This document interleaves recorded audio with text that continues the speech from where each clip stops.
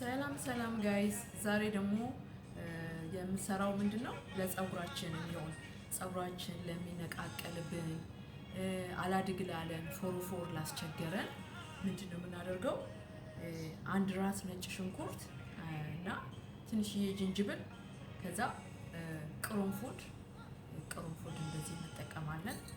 ከዛ በኋላ ደግሞ የስጋ መጥበሻ ካላችሁ የስጋ መጥበሻ እንደዚህ ታረጉና እንደዚህ ትጨምሩበታላችሁ። እንደዚህ ታረጉበትና ከዛ ዘይቱን እንደዚህ ታረጋላችሁ።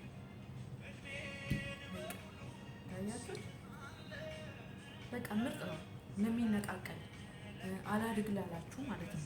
በቃ ምርጥ ነገር ነው ማለት ነው። እንደዚህ ትለውሱትና ታስቀምጡታላችሁ።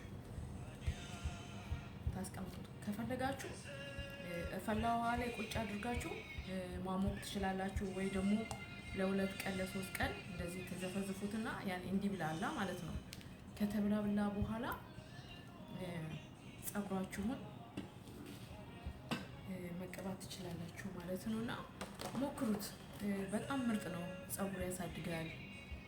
ፀጉር እንዳይነቃቀል ፎሮፎር ላለበት ሰው በጣም አሪፍ ነው እና ተጠቀሙት። አመሰግናለሁ።